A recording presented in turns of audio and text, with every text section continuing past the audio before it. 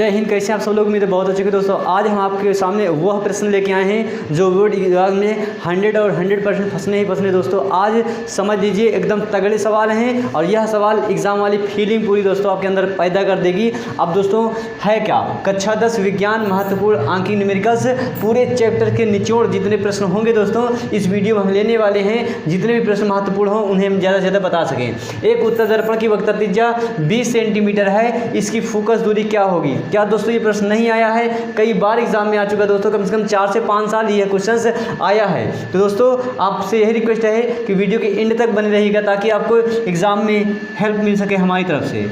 Solution किस तरह से करेंगे? एक उत्तल दर्पण की वक्रता त्रिज्या, दर्पण देखना कौन सा है? उत्तल दर्पण। तो याद रखिएगा, यदि दर्पण उत्तल हो तो वक्रता त्रिज्या धनात्मक होती है और दर्पण यदि अवतल हो तो वक्रता त्रिज्या ऋणात्मक होती है। यदि ये है बात समझ गए ना तो क्वेश्चन में कोई दिक्कत ही नहीं आएगी। तो वक्रता त्रिज्या दे रखा है, वक्रता त्रिज्या दे रखा है जिसे हम कैपिटल R से प्रदर्शित करते हैं। तो वक्रता त्रिज्या यानी रेडियस ऑफ कर्वेचर अब 20 सेंटीमीटर 20 सेमी, ठीक है। इसकी फोकस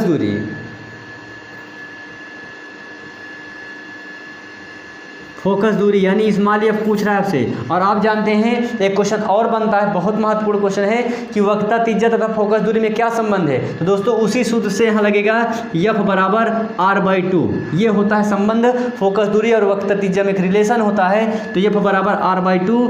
R आपका दे रखा है 20/2, 2 का भाग दे दीजिए 20 में, 2 दहम 20, 2 एक कम 2, 2 दहम 20, यानी F बराबर आपका कितना आ गया?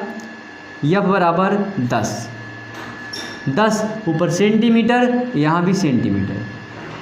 यह क्वेश्चन का आपका क्या हो गया? उत्तर। दोस्तों देखते हैं इस चैप्टर का एक और प्रश्न। तो दोस्तों एक और प्रश्न आपके सामने, बहुत ही बेहतरीन क्वेश्चन है।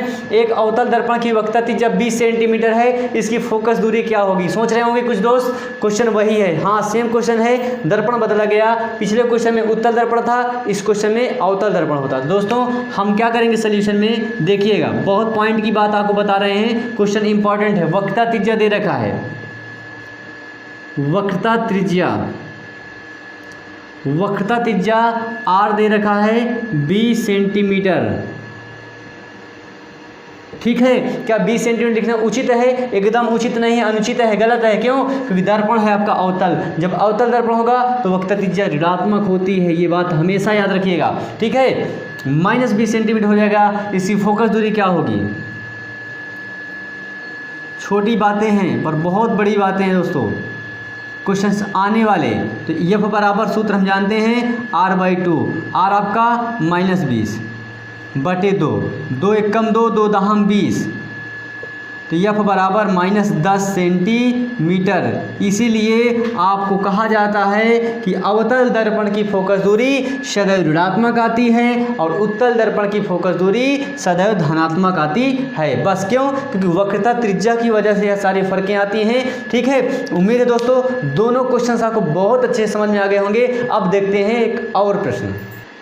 तो दोस्तों एक प्रश्न और आपके सामने लिखा हुआ है, क्या कांच का वायु के सापेक्ष अपवर्तनांक 1.5 है? वायु का कांच के सापेक्ष अपवर्तनांक की गणना कीजिए। दोस्तों यह क्वेश्चन भी 2 साल पूछा जा चुका है, बहुत ही बढ़िया क्वेश्चन है।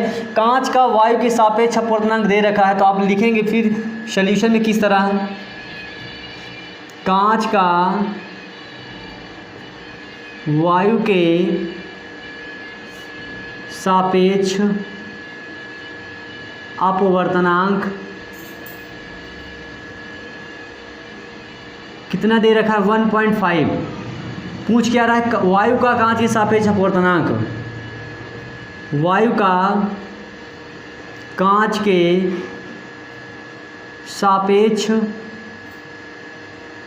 अपवर्तनांक, यह आपसे पूछा जा रहा है। देखिए क्वेश्चन बहुत ही बढ़िया, बहुत ही सुंदर क्वेश्चन है। तो हम जानते हैं सूत्र होता है, क्या होता है? वायु का कांच के सापेक्ष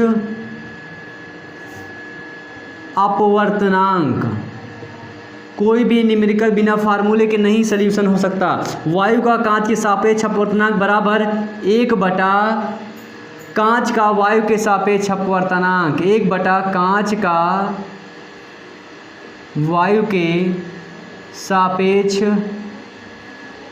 अपवर्तनांक। बस इतना सा सूत्र है और क्वेश्चन कंप्लीट है। ठीक है, इतना सा सूत्र है, क्वेश्चन कंप्लीट है। कितना बढ़िया सूत्र है। और घुमा के देखिए, कांच का वायु के सापेक्ष अपवर्तनांक दे रखा है। अब निकालना क्या, वायु का कांच के सापेक्ष अपवर्तनांक निकालना है। तो 1 बटा कांच का वायु के सापेक्ष अपवर्तनांक 1.5। देखिए 1 अंक बाद दशमलव है, दशमलव हटेगा, 0 डटेगा। ठीक है, अब 15 का भाग आपको 10 में देना है। यहाँ दे लेते हैं 15 का भाग 10 में, भाग न खाया 0, लगा दशमलव, आया 0, 15 छक्के 90, 0, 10 से 9 गए 1, दशमलव लगा इसलिए 0 एक बार फिर आ जाएगा, 15 छक्का 90। ठीक है, 0, 15 छक्का 90। अब चाहे इसको जितनी बार आप ज़िंदगी भर भाग देते रहिए इतना ही आएगा। तो भाग रोक देते हैं, 0.666 डॉट डॉट। तो दोस्तों आपको ये बताना था कि जब भी ज़्यादातर आंसर जो भी आते हैं वो दशमलव के 2 अंक तक ही आते हैं। और ये बात गौर करने की है, जिस नंबर को आप हटा रहे होते हैं, जैसे ये 6 हटाना है तो ये समझ लीजिए 6 तमाम 6 आएंगे, पता ही नहीं कितने 6 आएंगे।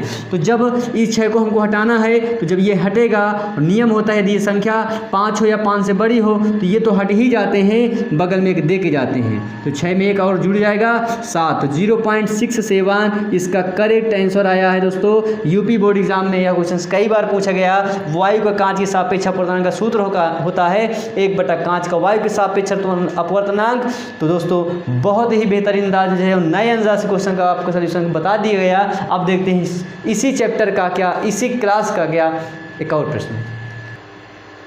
दोस्तों आपके सामने एक और प्रश्न लिखा हुआ है, एक उत्तर लेंस की क्षमता ज्ञात कीजिए जिसकी फोकस दूरी 20 सेंटीमीटर दे रखी है। कहने के बाद उस उत्तर लेंस की, लेंस कौन सा है, उत्तल है, इसीलिए फोकस दूरी धनात्मक दी रखी है। आप देख लेते हैं क्या करना है। सोल्यूशन बहुत ही बेहतरीन क्वेश्चन दोस्तों, आज धुआंधार क्वेश्चन आपके सामने लेके आए हैं। एक उत्तर लेंस की क्षमता ज्ञात करना है जिसकी फोकस दूरी,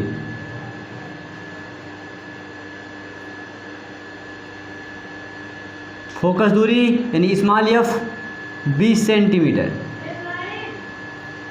20 सेंटीमीटर दे रखा है। उस उत्तर लेंस की क्षमता ज्ञात कीजिए जिसकी फोकस दूरी 20 सेंटीमीटर है। तो फोकस दूरी एफ बराबर 20 सेंटीमीटर और लेंस की क्षमता आपसे पूछा जा रहा है। लेंस की क्षमता जिसे P से रिप्रेजेंट किया जाता है ये पूछ रहा है। और आप जानते हैं P बराबर 100/F। ठीक है, 100/F। कब, जब F सेंटीमीटर में होगा तब। तो 100 F फोकस दूरी सेंटीमीटर में, तो 100/F 100/20, 20 का डिवाइड 20 से कम 20, 20 5 600। तो 5 लेंस की क्षमता P आपका गया डायोप्टर। डायोप्टर इसे 5 डायोप्टर को कभी कभी D से भी रिप्रेजेंट किया जाता है। तो 5 डायोप्टर आपका करेक्ट आंसर आ गया। उम्मीद है दोस्तों ऐसे क्वेश्चंस आपको करने में कोई दिक्कत नहीं होगी। और हम आपसे उम्मीद रखते हैं कि आप रेगुलर पढ़ाई करते रहिए और वीडियो का इंतजार करते रहिए। दोस्तों आज की वीडियो बहुत पसंद आई होगी। वीडियो पसंद आई हो तो लाइक कीजिए और नए चैनल पर नए हैं तो सब्सक्राइब कर लीजिए। चलिए खैर आपसे मिलते हैं नेक्स्ट वीडियो, तब तक के लिए जय हिंद।